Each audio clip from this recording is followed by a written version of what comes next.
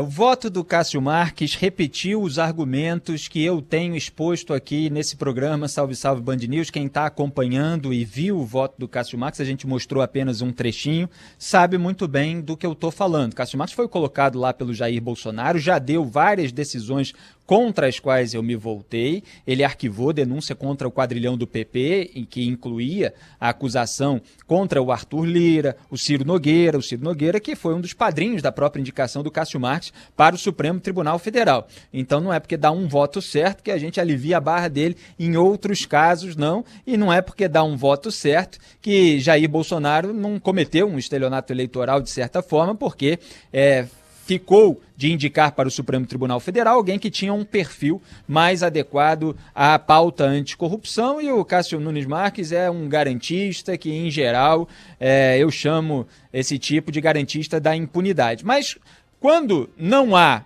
um interesse político maior por trás, certos juízes, certos ministros, eles conseguem dar votos com um argumento racional, lógico, óbvio, que foi esse voto do Cássio Nunes Marques. E aqui eu preciso analisar o voto específico, que está absolutamente correto. Aliás, antes de eu começar a destrinchar o voto dele, eu faço questão de citar uma entrevista que foi concedida na semana passada, também na linha de tudo aquilo que eu vinha falando nesse programa, pelo juiz Fausto de Santis, que é juiz federal do Tribunal Regional Federal da Terceira Região em São Paulo desde 2010, do TRF3, né, como a gente chama. O juiz federal Fausto de Santis foi entrevistado pela Folha de São Paulo e, em determinado momento, foi questionado a respeito da opinião do Gilmar Mendes, que ele está dando lá agora, num piti tremendo, depois eu vou comentar isso em detalhes, a respeito das provas ilegais que são as mensagens roubadas da Lava Jato por hackers. E o Fausto de Santis respondeu assim, abro aspas para ele: a prova é absolutamente nula e nem sequer pode ser produzida uma perícia para confirmar a sua veracidade. Um ambiente assim é imprestável para a justiça. O invasor pode manipular a informação. É diferente do caso do Wikileaks, em que houve obtenção de documentação que era sigilosa, mas era oficial. O documento por si só, nesse caso do Wikileaks, do qual ele está falando por analogia, é confiável. Quando há a possibilidade de os hackers terem manipulado as informações, nós estamos no campo do nada. Nada é prestável juridicamente, tudo é nulo do ponto de vista jurídico. Fecho aspas aqui para o Fausto de Santis, que deu essa entrevista depois de eu ter exposto esse mesmo argumento nesse programa. Não sou o único, evidentemente, a tocar nesses pontos, cada um toca à sua maneira, mas é o óbvio. Isso independe da pessoa que está sendo julgada. A gente fica com uma contaminação em razão de um monte de gente participar do debate público com interesse em defender amigo, com interesse em defender grupo político, corrente ideológica. Então as pessoas perdem o costume de lidar com a independência, com as pessoas que baseiam as suas argumentações a partir de fundamentos e princípios morais que não variam conforme os atores envolvidos, conforme os personagens envolvidos. Outro dia até citei aqui o caso da gravação do Sérgio Machado, em que havia lá um papo sobre conversar com o ministro do Supremo, e naquela ocasião, mesmo com todo o desprezo moral que eu tinha sobre os envolvidos, eu falei, olha, as pessoas conversam com o ministro do Supremo. Não é ideal que seja assim, mas não pode ser considerado um crime. Então não tem essa adaptação, não tem uma novidade. Me baseio no fundamento para algo que não está regrado da maneira como gostariam aqueles que querem considerar tudo um abuso para aniquilar a Lava Jato e para manchar a reputação do ex-juiz Sérgio Moro. Então o Cássio Nunes Marques, ele repetiu isso que eu falei, isso que o Fausto de Santis falou, sobre as provas serem ilícitas, e mais do que isso, porque não é só que houve uma prova que é inalterável, que todo mundo sabe que é um conteúdo absolutamente verdadeiro, mas que foi obtido por um meio ilícito. Não é só isso. Ela tem um conteúdo que pode ter sido adulterado, porque ficou nas mãos de criminosos. Hackers que violaram criminosamente aplicativos de celulares. Então, juridicamente, é imprestável. Seja quem for o envolvido, pode ser Lula, pode ser Bolsonaro, pode ser ministro do STF, pode ser Tucano, pode ser Centrão, não interessa. Se legitimarem essas mensagens e esses conteúdos estarão incentivando o crime. O Cássio Nunes Marques, isso que eu falei nesse programa várias vezes, ele repetiu e falou exatamente nessas palavras. Então, um réu, um condenado, vai poder contratar hackers para invadir os celulares daqueles que o investigaram, daqueles que o julgaram, daqueles que o condenaram. E ele falou com a devida vênia, etc. Mas, assim, foi uma devida vênia dando a devida paulada verbal, aqui sempre paulada no sentido figurado, nos seus colegas ministros do Supremo Tribunal Federal. O que é isso que vocês estão fazendo? Nós vamos legitimar agora que qualquer condenado espione os aplicativos de celular, as conversas privadas, íntimas, daqueles que o investigaram? Então é disso que se trata. Discussões a respeito de até onde o juiz deve ir, até onde o ministro do Supremo Tribunal Federal deve ir, elas são legítimas. Nós temos um poder legislativo que pode estabelecer normas. Acontece que quando não há uma vedação para determinados tipos de conversa, não há nenhuma irregularidade sendo cometida em se conversar. E a partir do momento que não se tem acesso ao que foi conversado, ou se tem um acesso, mas um conteúdo que pode ter sido manipulado, não se tem nada. Você tem exatamente isso que acontece, por exemplo, com o Gilmar Mendes, que ele conversou com o Aécio Neves no dia em que deu uma decisão para suspender o interrogatório do Aécio Neves. Que ele aliviou a barra, de quem ele aliviou a barra ontem. Saiu uma decisão do Gilmar Mendes, arquivando uma denúncia contra o Aécio Neves. O Tucano, do mesmo partido, o FHC, que colocou o próprio Gilmar lá no Supremo Tribunal Federal, e o Tucano com quem ele teve 46 conversas, chamadas telefônicas, identificadas pela Polícia Federal quando era relator de 4 inquéritos do Aécio Neves no Supremo Tribunal Federal. Foi questionado, inclusive, num programa de entrevista na TV, a respeito disso. O senhor ataca a Lava Jato, mas também conversa com todo mundo. Ele falou, não, mas eu converso há 30 anos, são amigos, nós conversamos sobre o semipresidencialismo, nós conversamos sobre reforma política. No dia que suspendeu o interrogatório do Aécio, conversou sobre reforma política. É isso que ele quer que a gente acredite? Ora, mas se não tem uma vedação, ele pode conversar? Bom, não está proibido pela lei, mas a gente precisa, então, debater o que pode ser feito legalmente a respeito desses casos. Agora, precisa-se também ter aí um senso de moralidade em relação a juízes, em relação a ministros, para se declararem suspeitos quando estão julgando pessoas ligadas diretamente a eles. O que não era o caso na Lava Jato. Sérgio Moro não tinha uma ligação direta com o Lula. E mesmo o conteúdo não autenticado, não periciado dessas mensagens não mostra a intimidade do Sérgio Moro com Deltan Dallagnol. Pelo contrário, mostram ali uma relação com um certo cuidado ali no trato entre eles, com base, repito, num conteúdo que não é periciado, não é autenticado. Então se faz uma discussão a respeito do nada.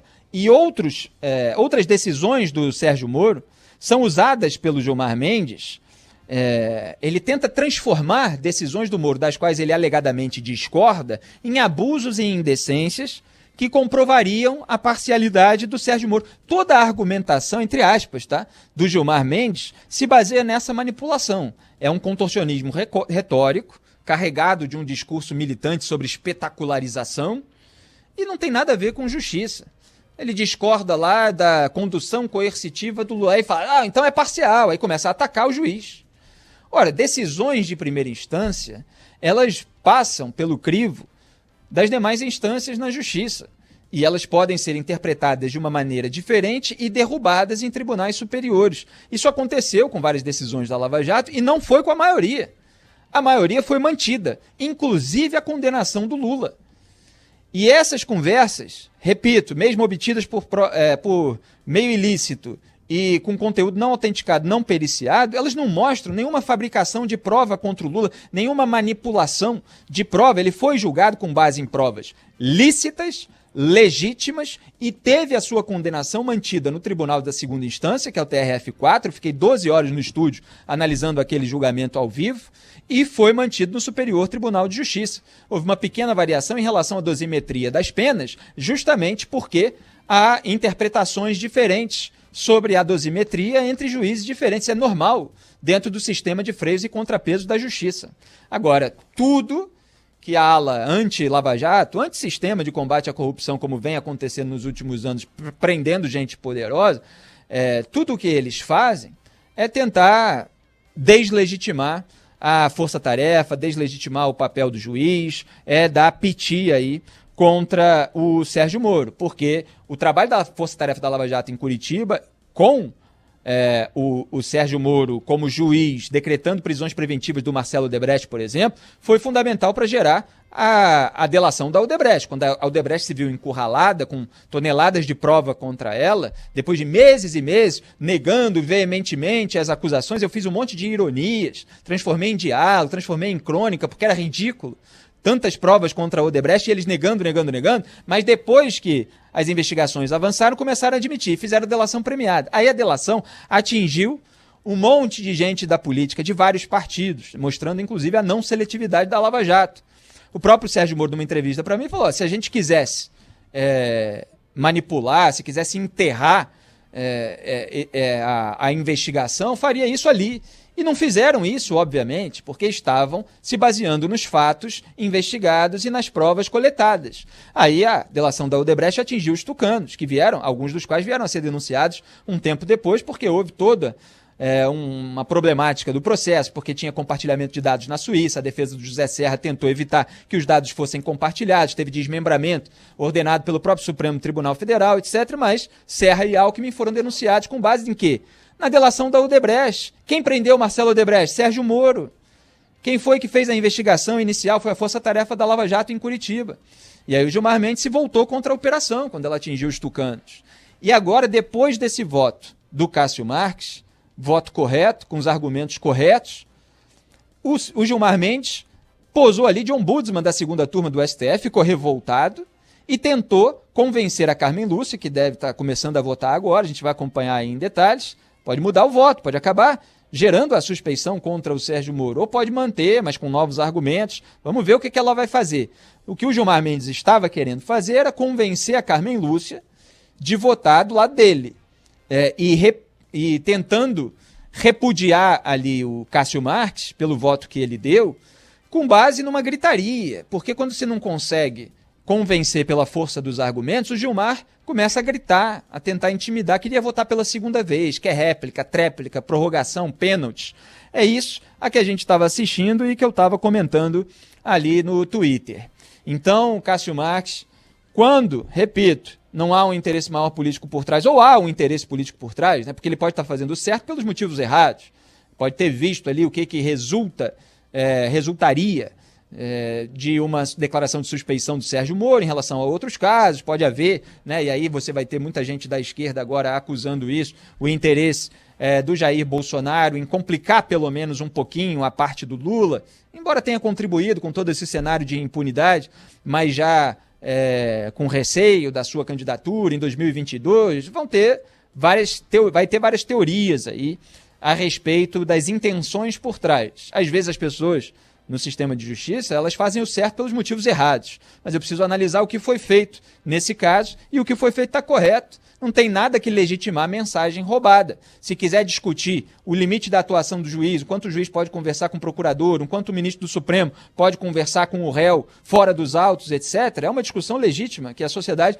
pode travar, deve travar, inclusive, eventualmente, gerando novas regras, que nós vamos analisar em todas as minúcias para ver se elas são efetivamente baseadas em princípios morais ou se elas são simplesmente um recurso de blindagem para que os políticos jamais sejam pegos. Então a Lava Jato, ela fez interpretações para tentar fazer com que a impunidade não continuasse prosperando no Brasil. E certas interpretações que não levavam ninguém em cana, elas são defendidas por muita gente que quer resgatar aquele sistema antigo de enfrentamento da corrupção. Mas as interpretações não querem dizer que foram abusos, que foram indecências, que demonstraram a parcialidade. E aí há toda uma discussão, com perdão da extensão aqui do comentário, mas é bom permanecer nesse tema para a gente ver o voto da Carmen Lúcia. Há toda uma argumentação entre aspas, né? Nem merece ser chamado de argumento, que vem do universo político. Mas o Sérgio Moro depois entrou para o governo de Jair Bolsonaro. Mas não sei o que. Depois ele saiu também, né? Essa parte o pessoal não fala. Antes, inclusive, o Sérgio Moro não cumprimentou o Jair Bolsonaro no aeroporto. Vocês lembram daquele vídeo que circulou? Aí os blogs petistas, lulistas, eles zombaram do Bolsonaro porque ele foi lá tentar tirar uma casquinha da popularidade do Sérgio Moro e não conseguiu.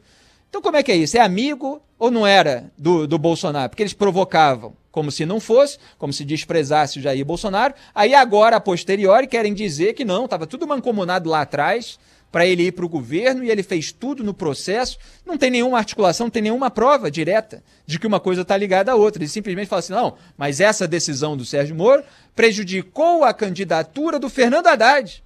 Nem sequer era o Lula o candidato. Não, mas ele liberou a delação do Palocci, como retirou o sigilo de várias outras delações e ainda mostrou que os depoimentos do Palocci haviam sido públicos, pouca novidade havia. O Brasil votou contra o PT em sua maioria, no Jair Bolsonaro em 2018, por tudo aquilo que já estava pautado. Não houve grande novidade em cima da hora. Teve Petrolão durante tanto tempo, investigação, Lula preso, Vacari, José Dirceu, etc. Aí eles querem usar argumentos de natureza política para tentar manchar as decisões judiciais que foram tomadas naquele período. Sérgio Moro foi na Câmara dos Deputados, foi no Senado Federal, respondeu 9 horas de perguntas e ficou muito claro quando é que ele recebeu o convite do Paulo Guedes. Depois, muito depois da decisão de condenar o Lula em primeira instância, o caso já tinha passado da jurisdição dele.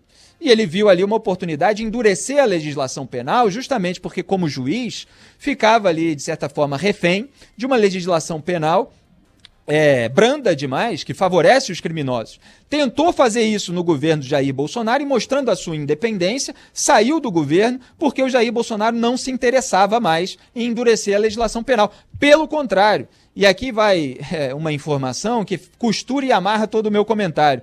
Na decisão ontem do Gilmar Mendes de aliviar a barra do Aécio Neves, tucano, ele usou uma regra sancionada pelo Jair Bolsonaro, contra a qual me voltei na ocasião da tramitação no Congresso Nacional. Ele usou a regra da restrição à delação premiada, para dizer que a delação ali que tinha envolvido o Aécio foi feita de uma maneira indireta, e aí usou aquilo que foi um jabuti inserido no pacote originalmente anticrime proposto pelo então ministro Sérgio Moro para aliviar a barra do tucano.